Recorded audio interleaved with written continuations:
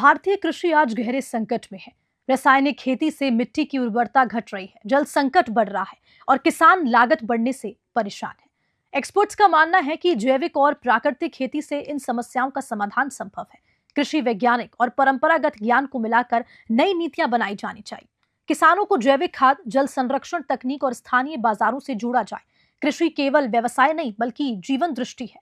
सरकार, वैज्ञानिकों और किसानों को मिलकर सतत और स्वावलंबी कृषि को बढ़ावा देना होगा। यदि पारंपरिक कृषि प्रणालियों को आधुनिक विज्ञान से जोड़ा जाए तो भारतीय कृषि फिर से समृद्ध बन सकती है। Bureau report, news 21। मेरा नाम डॉक्टर गुणाकर है। अक्षय कृषि परिवार एक राष्ट्रव्यापी संस्था है, उसके राष्ट्रीय सचिव का जिम्मेदारी मेरे पास है। हम सब लोग जानते हैं कि भारत ये एक कृषि और वाणिज्य प्रधान देश रहा है।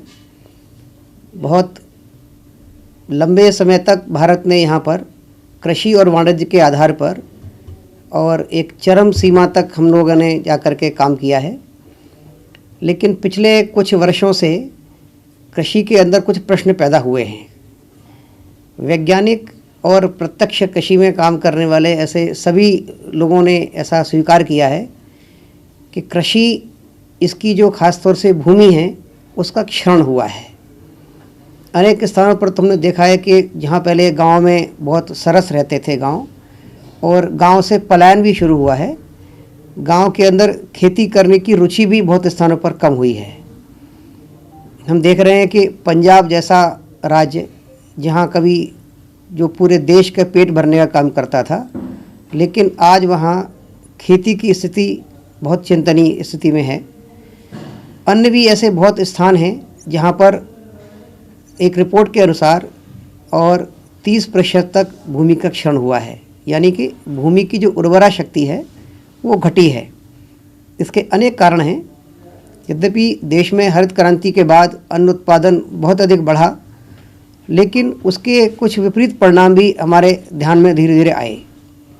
जैसे कि हम देख रहे हैं कि अजैविक पदार्थ जो खेती में जा रहे हैं वो रसायन के रूप में होंगे या फिर पॉलीथीन, प्लास्टिक, लोहा, कांच इस इत्यादि के रूप में, तो उससे जो भूमि की जो उर्वरा शक्ति है वो अत्यंत कमज़ोर हुई है। तो पूरे देश के ऐसे चिंतन करने वाले लोगों ने इसके लिए क्या करना चाहिए, इस पर विचार किया।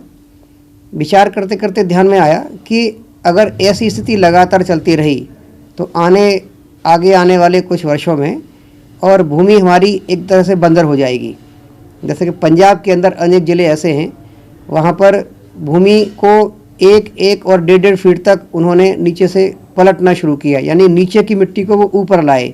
ऊपर की जो परत है वो 1 फुट तक वो एकदम बंजर हो गई, वो अत्यधिक सख्त हो गई कि वो कुछ पैदा करने के योग्य नहीं रही। तो ऐसे रसायनों के प्रयोग से, कीटनाशकों के प्रयोग से और अजैविक पदार्थों के न जाने के कारण से भूमि की स्थिति खराब हुई। अब चूँकि खेती का संबंध सबके साथ है, सभी को जीवित रहने के लिए अन्न इत्यादि पैदा करना ही होगा, तो ऐसी स्थिति में ये सबके साथ जुड़ा हुआ विषय है। न केवल गांव वालों के लिए बल्कि शहर के लोगों के लिए भी एक जुड़ा हुआ विषय है, क्योंकि शहर के लोग भी कई प्रकार से अपनी कुछ ऐसे अभ्यास के कारण से, और शहर का भी जो कचरा है वो गांव में जाता है, तो उससे हमारी जो भूमि है वो खराब होती है। तो इसको ध्यान में रखते हुए अक्षय कृषि परिवार ने 2018 में और एक राष्ट्रीय संगोष्ठी का आयोजन किया हैदराबाद के अंदर। उस संगोष्ठी में कृषि वैज्ञानिक, नीति निर्माता, कृषक वैज्ञानिक, सामाजिक संस्थाओं के लोग ऐसे एकत्र आए। उस राष्ट्रीय संगोष्ठी में ये निर्णय लिया गया कि हमें इसके लिए एक अभियान की आवश्यकता पड़ेगी, एक जन जागरण अभियान की, क्योंकि ये एक विषय ऐसा है तो महत्वपूर्ण, लेकिन शायद ये कहीं रिजेक्शन में है, इसके कोई ध्यान नहीं दिया जा रहा है। तो उसकी संस्तुतियों के आधार पर 2021 में देश की 33 प्रमुख बड़ी संस्थाएं, जिसमें Patanjali, Gayatri Parivar, ISKCON, GR trust, Isha foundation, ऐसी बहुत सारी संस्थाओं ने मिलकर के और देश के अंदर एक भूमि सुपोषण एवं संरक्षण अभियान ये प्रारंभ किया।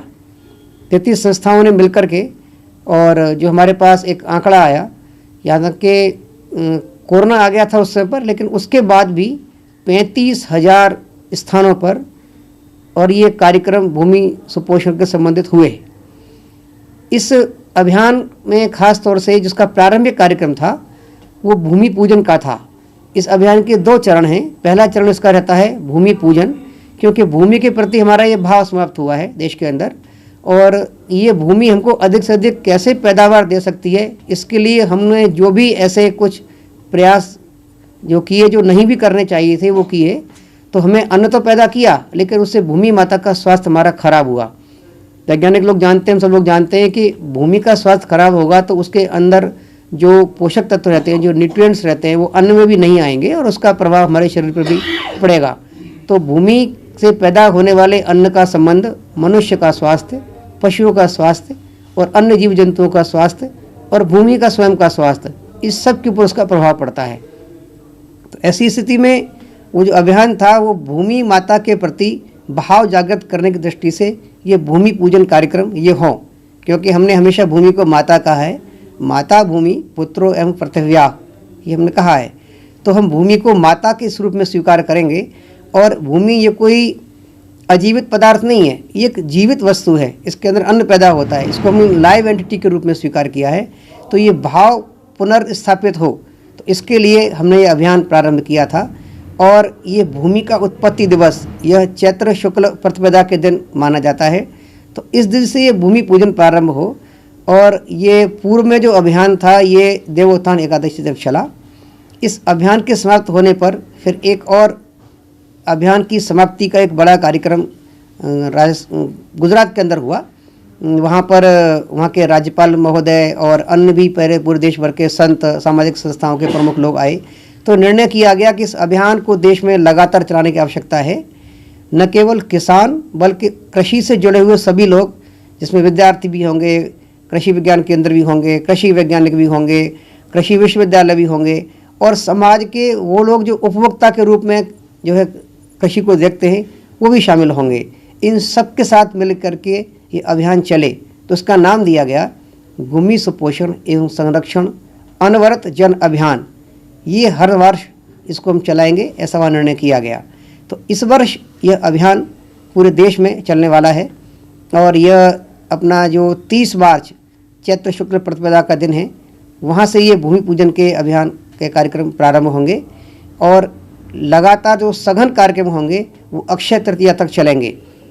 कुछ राज्यों में पहले से ही भूमि पूजन की एक ऐसी परंपरा रही है, तो वो इस पूजन कार्यक्रम को और देवोत्थान एकादशी तक भी चलाएंगे, क्योंकि इसके अंदर अनेक प्रकार की गतिविधियां सम्मिलित हैं। पूजन तो एक ये हमारा प्रारंभिक प्रतीकात्मक कार्यक्रम होगा, लेकिन पूजन के समय ही जैसे कि उसकी विधि इस प्रकार की रहेगी कि सभी एक गांव के अंदर जो किसान हैं वो अपने अपने खेत की मिट्टी एक स्थान पर लाएंगे, एक स्वच्छ वस्त्र पर वो सब मिट्टी को एकत्र करेंगे।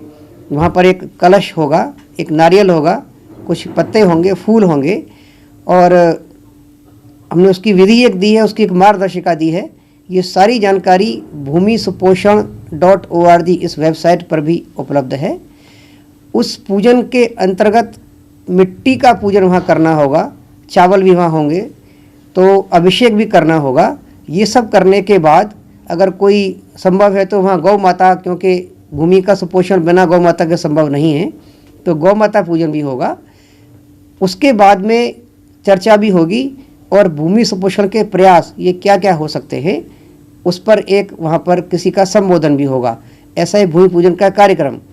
और इसके बाद में गांव-गांव के अंदर कैसे हम अपनी मिट्टी को उर्वरा बनाए रखने के लिए, भूमि को सुपोषित रखने के लिए और कौन कौन सी गतिविधियां कर सकते हैं, जैसे कि जैविक खाद का प्रयोग हम कर सकते हैं, हरी खाद का प्रयोग हम कर सकते हैं, भूमि को विश्राम दे सकते हैं, अंतर्फसली फसलों का उपयोग कर सकते हैं, वर्षा जल का हम किस प्रकार से अधिक उपयोग कर सकते हैं, कम पानी की आवश्यकता रहती है भूमि को, तो ऐसी बहुत सारी तकनीकी बातें हैं। उन सब का हम कैसे कैसे प्रयोग करके और भूमि को हम सुपोषित बनाए रख सकते हैं, अपनी आगे आने वाली पीढ़ियों के लिए हम लगातार उसको सुरक्षित बना के रखें, इसके सारे प्रयास पूरे वर्ष भर कैसे चलाएंगे, ये अभियान इस प्रकार से लिए जाने के लिए उस भूमि पूजन विधि में उसका पूरा एक सुंदर खाका तैयार किया गया है, जो वेबसाइट पर उपलब्ध है। और विभिन्न पत्रकों के माध्यम से हम अलग अलग जो किसान हैं, गौशाला संचालक हैं, किसानों के बीच में काम करने वाली संस्थाएं हैं, कुछ व्यक्तिगत लोग भी ऐसे हैं जिनका बहुत अच्छा संपर्क इस बीच में रहता है, किसानों के बीच में प्रशिक्षण देने वाले लोग हैं, कुछ और ऐसे व्यावसायिक लोग हैं, सरकार की संस्थान है, उन सबको हमने ये आह्वान किया है किस प्रकार से वो सब कार्य करें, और वो बहुत अच्छी तैयारी कर भी रहे हैं। हम देख रहे हैं कि लगातार इस प्रकार के जब ये प्रयास चले, और भूमि सुपोषण ये शब्द जो एक नया शब्द था, लेकिन ये एकदम अपने आप में एब्सोल्यूट वर्ड है, इसको कहीं ना कहीं फिर ये शब्द आगे वैज्ञानिकों तक गया, तो फिर सरकार ने भी इस विषय में कुछ बहुत सारे अभियान, कुछ मिशंस ये चलाए हैं। तो धीरे धीरे करके देश में एक जागरण का वातावरण बना है। तो यही हमारा प्रयास है कि ये अधिक स्थानों तक जाए, और मीडिया को इसलिए हमने और निवेदन किया कि चूँकि ये विषय जन जागरण का है, तो अधिकाधिक रूप से इसका प्रचार प्रसार हो सर्वदूर।